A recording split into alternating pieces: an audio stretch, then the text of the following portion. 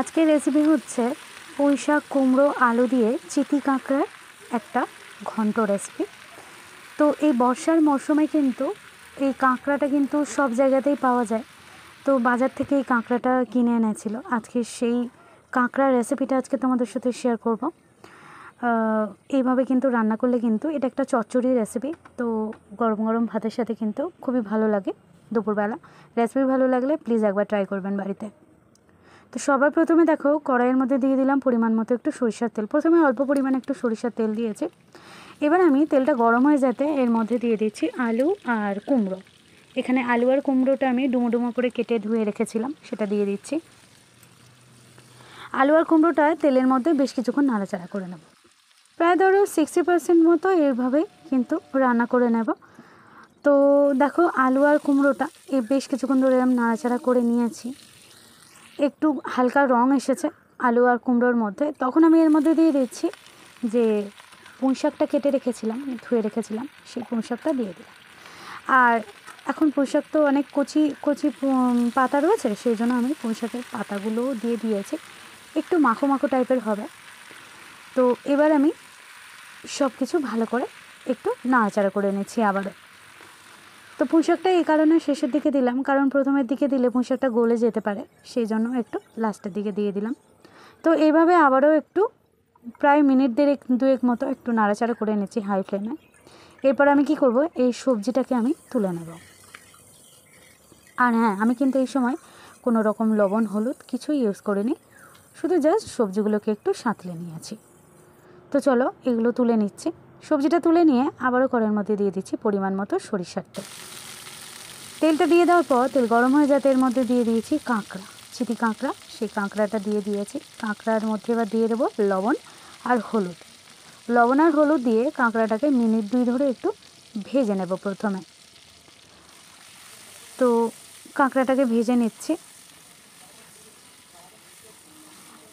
তো ভিডিও চলাকালীন তোমাদের সাথে একটা কথা বলি বন্ধুরা, যদি আমার এই রেসিপি আজকে তোমাদের ভালো লেগে থাকে তাহলে আমাকে একটু সাপোর্ট করো সবাই, যাতে আমি একটু এগিয়ে যেতে পারি। আর দয়া করে একটা কমেন্ট ও ছোট্ট করে একটা লাইক করে দেবে। এবার আমি কাঁকড়াটা দেখো যখন ভাজা হয়ে গেছে একটা সাইডে সরিয়ে দিয়ে এর মধ্যে দিয়ে দিলাম, যে তেলটাই দিয়েছিলাম ওই তেলের মধ্যে দিয়ে দিলাম 1 চুটকি মতো এখানে 5 ফোড়ন দিয়েছি। আর তার মধ্যে দিয়ে দিলাম একটা পেঁয়াজ কেটে নিয়েছিলাম, সেই পেঁয়াজের টুকরোগুলো দিয়ে দিলাম। দিয়ে এবার আমি 5 ফোড়নের সাথে পেঁয়াজটাকে একটু নাড়াচাড়া করে নিচ্ছি। পেঁয়াজটা যখন নরম হয়ে যাবে তখন একসাথে কাঁকড়াটাও তার সঙ্গে নিয়ে নেব, নিয়ে ভালো করে সব কিছু ভেজে নেব। এবার দেখো এখানে একটা বাটিতে আমি লঙ্কা আর হলুদ একটু জল দিয়ে গুলে রেখেছিলাম, সেই লঙ্কা হলুদটা দিয়ে দিলাম। 1 টিস্পুন লঙ্কা আর 1 টিস্পুন হলুদ। এবার আমি এর মধ্যে দিয়ে দিলাম ভেজে রাখা আলু, কুমড়ো আর পুঁই শাক। তো সব কিছু এবার বেশ অনেকক্ষণ ধরে কিন্তু কষিয়ে নিতে হবে। আর এই পর্যায়ে এবার কিন্তু আমি তখন লবণটা অ্যাড করিনি, এবার কিন্তু আমি লবণটা দিয়ে দিচ্ছি। আর এইরকমভাবেই কিন্তু আমি বেশ কিছুক্ষণ নাড়াচাড়া করতে থাকব।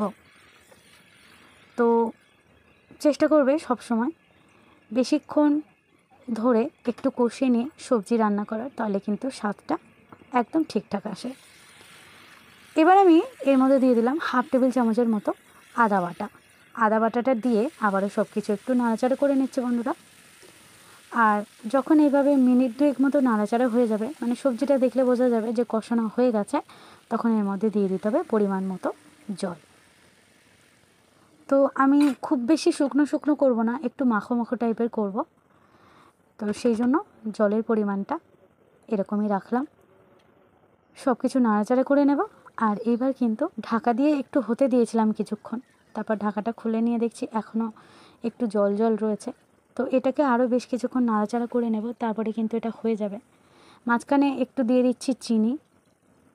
চিনিটা দিলে কিন্তু ব্যালেন্সটা ঠিকঠাক থাকে। আর দেখো এখানে একটা মশলা দিয়েছি, যেটা হচ্ছে গোটা ধনিয়া, গোটা জিরা, শুকনো লঙ্কা, তেজপাতা।